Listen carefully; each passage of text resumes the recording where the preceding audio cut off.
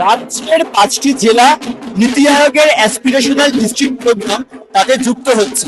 মোট 117টি ডিস্ট্রিক্ট সেই নীতি আয়োগের প্রোগ্রামে রয়েছে, যেখানে মালদা রয়েছে, পূর্ব বর্ধমান রয়েছে। বাংলার ক্ষেত্রে কত বড় পাওনা, এবং বাংলার এই প্রত্যেকটি জেলা থেকে ডিস্ট্রিক্ট র্যাঙ্কিং এগোলে 10 কোটি টাকা পুরস্কার পর্যন্ত দেওয়া হচ্ছে। কতটা রাজ্যের সঙ্গে মানে রাজ্যের সঙ্গে কেন্দ্রের একটা সম্পর্ক তৈরি হচ্ছে আরো ভালো। অ্যাসপিরেশনাল ডিস্ট্রিক্টে যেটা হয়, কনভার্জেন্স করা হয় সবগুলো প্রোগ্রাম যেগুলো চলছে সেগুলোর দৃষ্টিভঙ্গি বা ফোকাসটা করা হয় যে সব মিলিয়ে পুরো কাজটা কি হচ্ছে। তো সেদিক থেকে যেটা হয়, একটা কাজ আমি করছি যে শরীরের কি উন্নতি হচ্ছে, আরেকজন দেখছে সকালবেলা হাঁটতে যাচ্ছে কিনা, কিন্তু এগুলো সবই তো লক্ষ্য হচ্ছে একটাই, স্বাস্থ্যর ইমপ্রুভমেন্ট।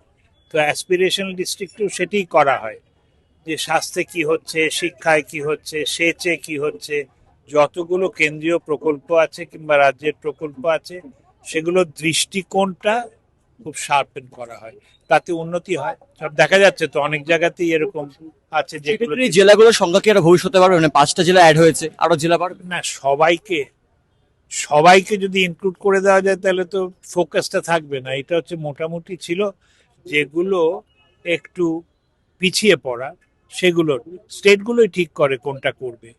তো if everything is a priority, nothing is a priority, সুতরাং প্রায়োরিটাইজ করতে হবে।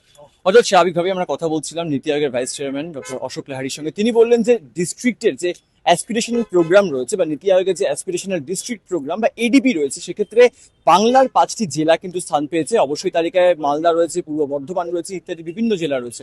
সেখান থেকে দাঁড়িয়ে বাংলায় বিভিন্ন কেন্দ্রীয় প্রকল্পের যেন সুনির্দিষ্টভাবে সেই সমস্ত প্রকল্প বলবৎ করা যায়, সেটা কেন্দ্রের সঙ্গে রাজ্যের যে সম্পর্ক সেটা বাড়াতে একটা সহায়তা করবে, এমনটাই কিন্তু জানালেন নীতি আয়োগের vice chairman doctor Ashok Lahiri. ক্যামেরায় কিশোর মুখোপাধ্যায়ের সঙ্গে সুব্রজিৎ চক্রবর্তী, এই সময় লাইভ, কলকাতা।